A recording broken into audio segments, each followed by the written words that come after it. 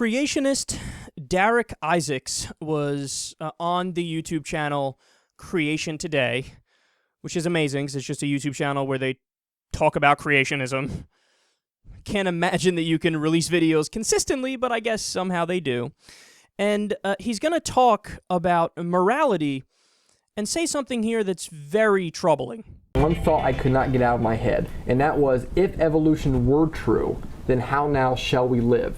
Meaning, if we were a product of evolution, a product of survival of the fittest, if there is no God, and we're just here by random chaotic force, and we're just molecules in motion, if you will, how would that impact our life? And I found out that once I studied it, and I studied Darwin, I studied Dawkins, Hitchens, E.O. Wilson, some of the purveyors of evolutionary thought, and they led me to a very, very dark place, because you have to start asking questions. Well, if evolution is true and it's just all about the male propagating their DNA, well, what in the world is, we had to ask hard questions like, well, is rape wrong? Oh my. Oh my, indeed.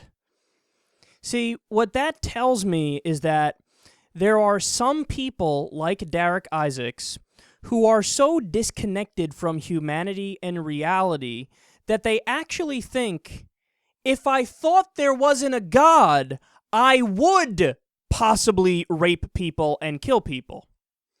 No. See, I've already raped and killed everybody that I want to rape and kill.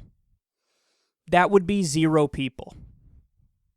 But, again, it's troubling and scary and creepy that he's saying this, because it makes you think, well, he believes if it wasn't for this idea of God holding him back, that he would actually possibly rape people and kill people and do things that we would all view as immoral and unethical. But to go even deeper here, let me actually answer his question, because the question is, if evolution were true, pause, it is, but he says, well, then why is it wrong to rape? If evolution is true, wouldn't it be fine to rape people? Well, no, and I'll give you 2 reasons why not. Number 1, morality also evolved alongside evolution. There were obviously physical differences that came along with evolution and different species that came about, so on and so forth, but also different ideas and different mentalities evolved right alongside the physical evolution. So it's a real tangible thing. It's not something that we all woke up and crafted it on Tuesday before brunch. And why did morality evolve? Because it makes sense for society to function better.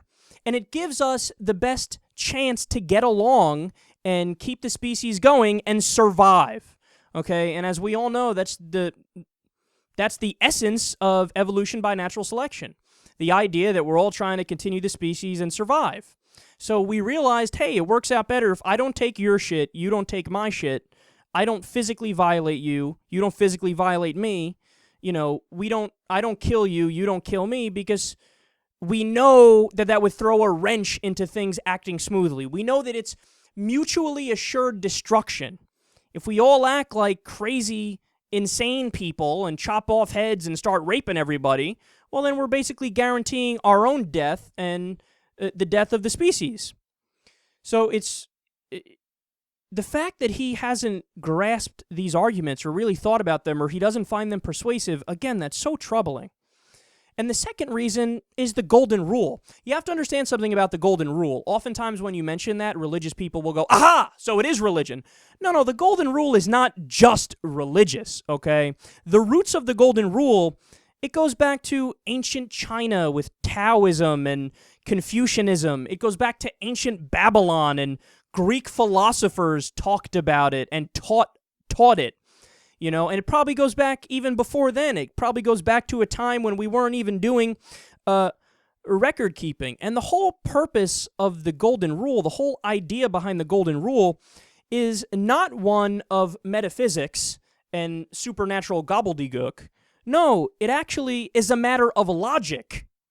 It's a matter of being objective enough to step out of your own little meat box and skin suit and view life through the eyes of others. So you try to look at life through the eyes of others, and you realize, well, wait a second. I know for a fact I don't want somebody to rape me and randomly shove things up my ass. I don't want somebody to steal my stuff or choke me.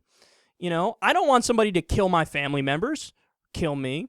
So, I get it. These other people, well, look, I have eyes, I have arms, I have legs. I look like this. Well, they have arms, legs, yada, yada. They look like that. So it's reasonable to assume that they probably wouldn't want the same thing to happen to them.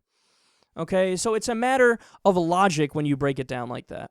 But what I always found, it just stops me in my tracks. And I don't just have experience with this from listening to people like these creationists. I've also seen it in my own life when I've had like philosophical discussions with people. Some people, this whole explanation that I just gave, it doesn't land. It doesn't land. Like, it doesn't get into their head. And they just brush it aside. They act like, oh, well, that's not enough. Really? That's not enough? What I just described, that's not convincing? That doesn't make sense to you? And they feel like they need that, that like fatherly figure that can drop the hammer on your ass and say, no, I am God and you are not allowed to do it. But that's not the way the real world is, that's not the reality of it. It's like it's almost like he's admitting that he needs God for comfort, And the final thing I'll say is, putting aside all that other stuff, the moral considerations, even if there wasn't a good reason to abide by the golden rule and to be moral, right?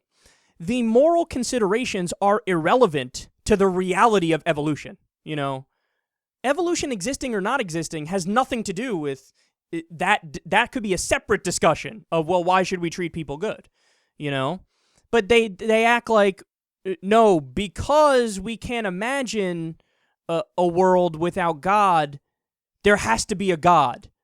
So it all comes back to comfort. It all comes back to, I want to believe it because the opposite, I can't sleep at night, if I were to believe the opposite.